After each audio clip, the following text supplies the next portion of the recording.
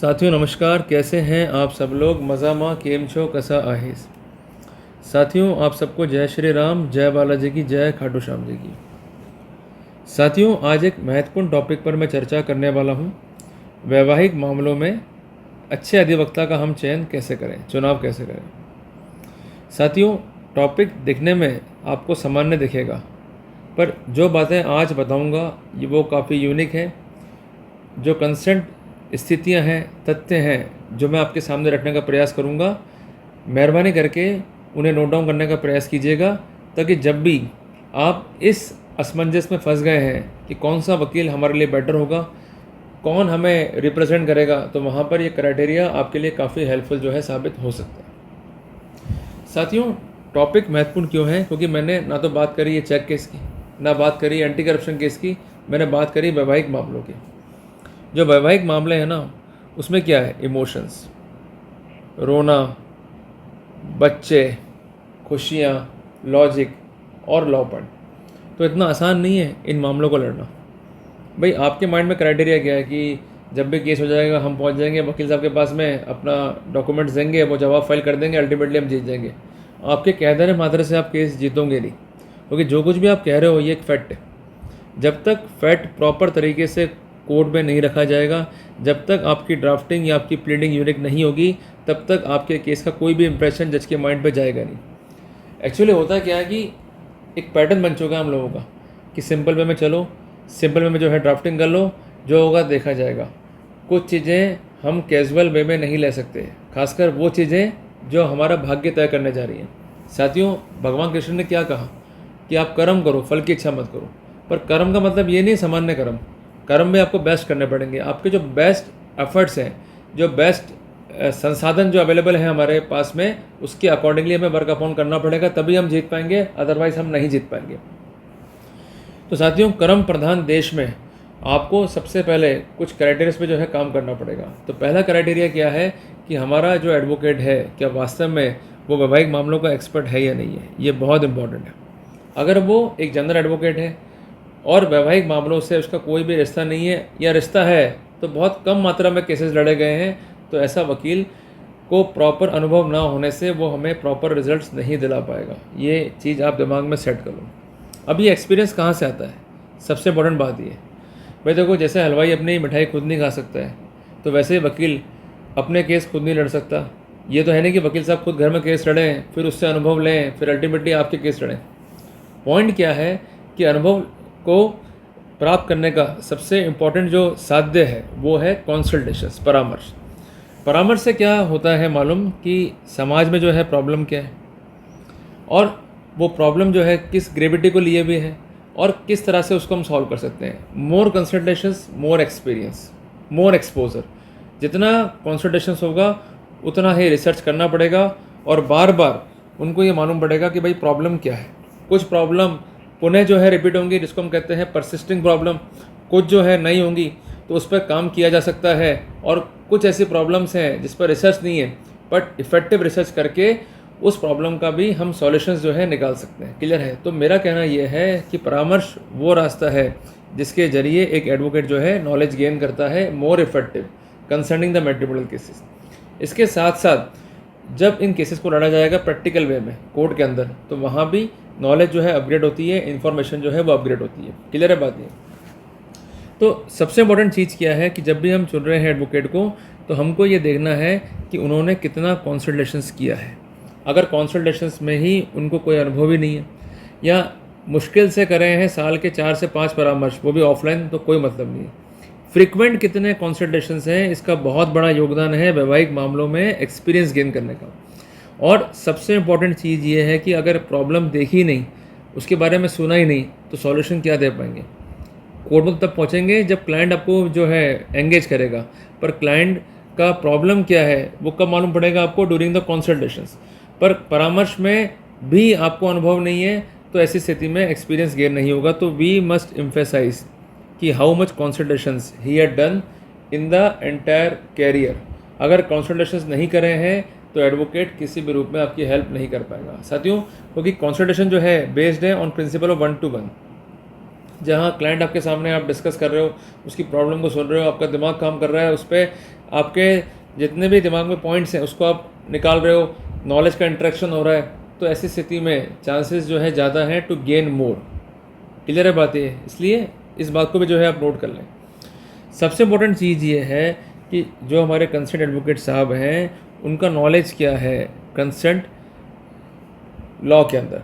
अगर उनको नॉलेज ही नहीं है कंसेंट लॉ का, या कुछ एक कानून जो है पढ़े हैं पर अपडेट्स नहीं है अवेलेबल, तो ऐसे एडवोकेट साहब जो है हमारी हेल्प नहीं कर पाएंगे। जितना रोल प्रैक्टिकल का है मैट्रिमोनियल्स में, उतना ही रोल थ्योरेटिकल साइंस का भी है। अगर थ्योरी क्लियर नहीं है तो कैसे करोगे प्रैक्टिकल? उदाहरण के लिए आपको इंटरलिंक करना है दो कानून को, आप कैसे कर पाओगे? इम्पॉसिबल है। अब मैं आपको एक छोटी सी बात शेयर करता हूँ एक्सपीरियंस की, जो आपको ये पॉइंट जो है क्लियर करने में हेल्प करेगा। मान लीजिए कि एडवोकेट साहब हैं, उनका क्लाइंट है मिस्टर ए, इसको नोटिस आ गया पुलिस का, भाई आप थाने आ जाइए, आपकी वाइफ ने केस कर दिया डाउरी हैरेसमेंट में। अभी जो है थाने गए। अब ओल्ड पैटर्न क्या है कि भाई थाने चले जाओ, अपना जवाब फाइल कर दो, और जो है पुलिस जैसा बोलती है वैसा करो, इन्वेस्टिगेशन में सहयोग करो, एक्सेट्रा एक्सेट्रा। अब कई बार पॉसिबिलिटी ये होती है कि कंसर्न पुलिस जो है दबाव बना रही है ए पे कि भाई वो कन्फेस करे, या गलती मान ले, या वो राजीनामा कर ले, या अल्टीमेटली जो लड़की मांग रही है पैसा लमसम एलिमनी में वो जो है पे कर दे। क्लियर है? अब यहाँ पर इंटरलिंकेज क्या है कि अगर ए को नॉलेज है कंसर्न ECB की, ये नॉलेज कौन देगा उसको?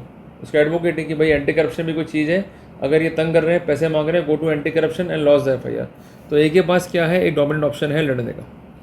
यूजुअली क्या होगा, वो घबराया हुआ है, उसको लग रहा है भाई कुछ रिलीफ ही नहीं मिलेगा और अल्टीमेटली जो है हम केस को हार जाएंगे। बट अगर ऑप्शन उसके पास में है और इस बारे में जानकारी उसको दी जा रही है, देन डेफिनेटली उसके पास ऑप्शंस खुल गए। Now he is having multiple options.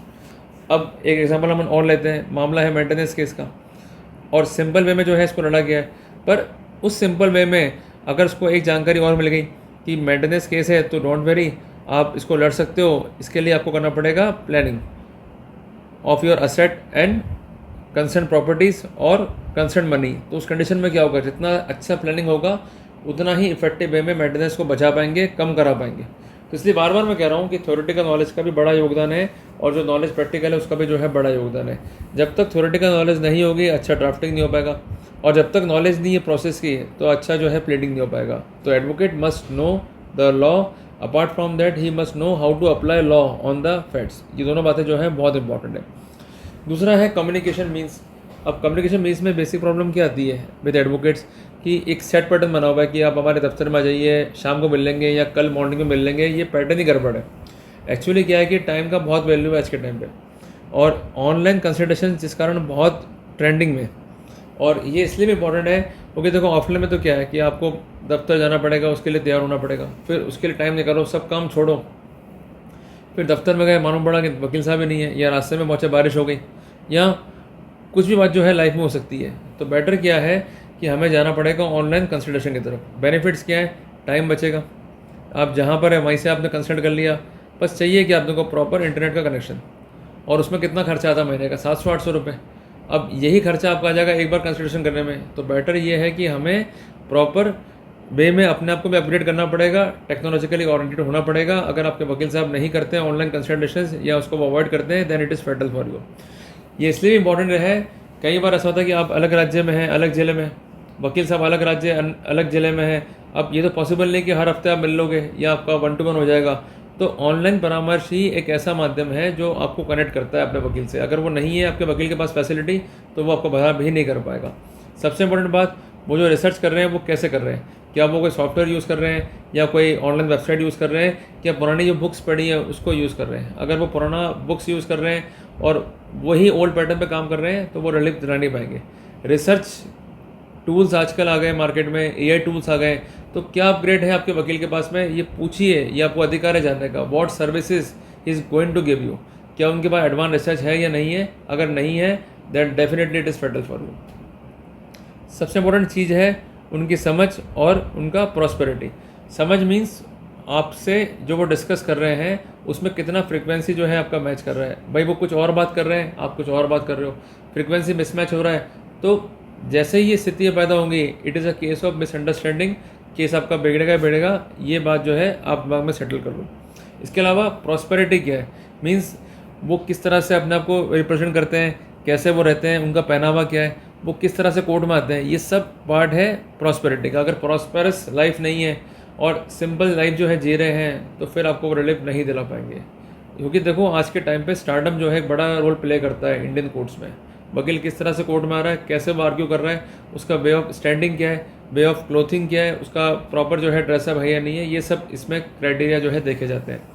फिर सबसे इंपॉर्टेंट बात है रणनीति। अगर एडवोकेट साहब रिव्यू करने में बिलीव नहीं कर रहे हैं, उनकी स्ट्रेटजी नहीं है, तो फिर आपको वो रिलीफ जो है नहीं दिला पाएंगे।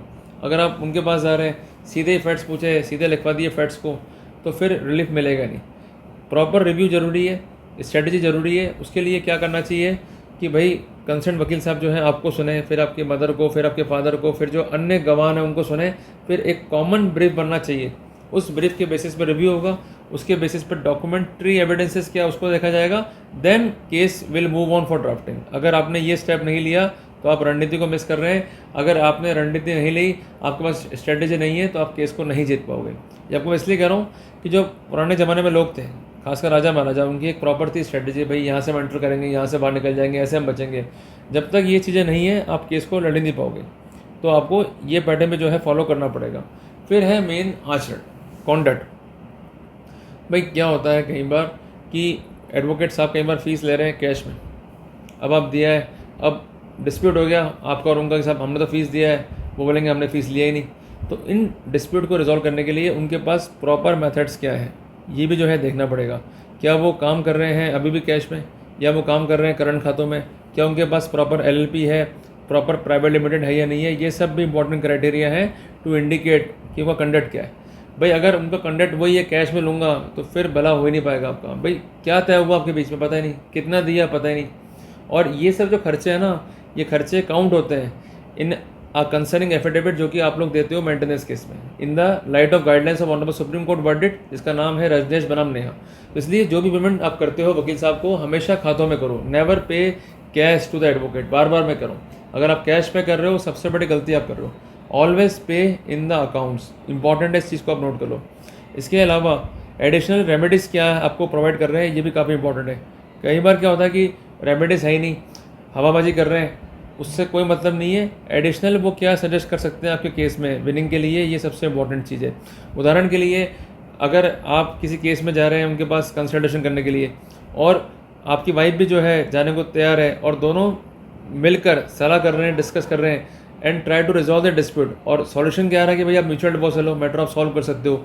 तो अगर उनके पास इस तरह के टूल हैं, कन्विंसिंग पावर है, और वो कन्विंस कर पा रहे हैं कि नहीं भाई जितना टाइम बचाएं अपन खुद का उतना बढ़िया है, then the concern person is a good advocate for you. तो आपको इन्हीं पैरामीटर पर काम करना है और अपने केस को यूनिक बनाना है, और अपने जो स्ट्रेटेजी है उसको यूनिक बनाना है। बगैर यूनिकनेस के आप आगे नहीं बढ़ सकते। आप बढ़ोगे तो डेफिनेटली केस को हारोगे ही हारोगे। तो कोर्ट में अगर आप चले भी जाओगे तो आपको हासिल क्या होगा, आपने दो बातें कह दी, अगली ने दो बातें कह दी, फिर जज जो है तय कर रहा है उसको, बेकार पैटर्न है। Make your submissions much more unique. वो कहते हैं कि भाई इनकी इनकम जो है 50 लाख रुपए है, उदाहरण ले रहा हूँ, आपका स्ट्रेटजी क्या है डिफेंस में, यूनिक स्ट्रेटजी कि 50 लाख रुपए इनकम तुम्हें मालूम कैसे पड़ा। ओके, रिटर्न जो फाइल होता है इनकम टैक्स का, उसमें कंसर्न इंटीमेशन के आधार पर ही हम ये कह सकते हैं कि ये कंसर्न इनकम अस्तित्व में है या नहीं है। अगर ये डाटा लीक हुआ है तो 3 लोग जिम्मेदार है, या तो मेरा सी है, या कंसर्न जो इनकम टैक्स डिपार्टमेंट है वो, या आपने डाटा को ब्रीच किया है और मेरे जो कंप्यूटर सिस्टम है उसमें इंटरव्यूइंग किया है। तो ये छाछठ सी IT में जो है अपराधी बन गया। तो एक छोटी सी बात आपके केस को यूनिक जो निष्कर्ष है, जो उसका कंक्लूजन है, उसकी तरफ जो है लेके जा सकती है। इसलिए केस को सामान्य तरीके से लड़ने के बजाय केस को यूनिक करें। जितना केस को यूनिक करेंगे उतना ही आपका फ़ायदा है, अदरवाइज़ कोई मतलब नहीं है। भाई लड़ तो लोग रोज ही रहें, और हार भी रहें और जीत भी रहें, तो हमें उस भीड़ का हिस्सा नहीं बनना है। क्योंकि जिस दिन बन गए भीड़ का हिस्सा, छप जाएगा स्थानीय अखबार में आपका किस्सा। इसलिए बनना है यूनिक तो काम भी यूनिक करना पड़ेगा। Make your case more effective, more unique, so that just सुने तो उसके माइंड में इंप्रेशन है, अरे वाह ये तो बहुत तगड़ा पॉइंट है, ये पॉइंट तो मैंने सुना ही नहीं है, और बताएं इस पॉइंट के ऊपर, और रिलीफ क्लाइंट को कैसे मिल सकती है। जब आपके एनर्जी पॉजिटिव है, आप यूनिक चीज़ पर बात करना चाह रहे हैं, और जज को वो चीज़ जो है पसंद आ रही है, तो फिर उसका आनंद आपको अलग ही होगा। और एक बार केस ने इंप्रेशन क्रिएट कर दिया, ऐसा इंप्रेशन जो बहुत पॉजिटिव है, then definitely you will get a result. और कहते भी है ना कि first impression is a last impression. अगर केस में दम ही नहीं है, केस को आप ढंग से लड़ ही नहीं रहे हो, बोगस केस, पर केस में आपने यूनिकनेस पैदा कर दी, ड्राफ्टिंग को आपने पॉइंट वाइज करा दिया, आपने लॉ पॉइंट्स पर रिलाई कर लिया जो बहुत यूनिक है, then definitely you will get the best result in the court of law. इसलिए घबराएं मत। जब आप चुन रहे हैं एडवोकेट साहब को, हम फ़ी तो पे कर ही रहे हैं ना, पर अगर ये पैरामीटर काम में ले लिए तो हमें काफ़ी हद तक हेल्प हो जाएगी to decide who is best among the others. Clear है बात ये? तो जल्दी मिलते हैं अपन एक नए टॉपिक के साथ। टिल देन, जय हिंद, जय भारत।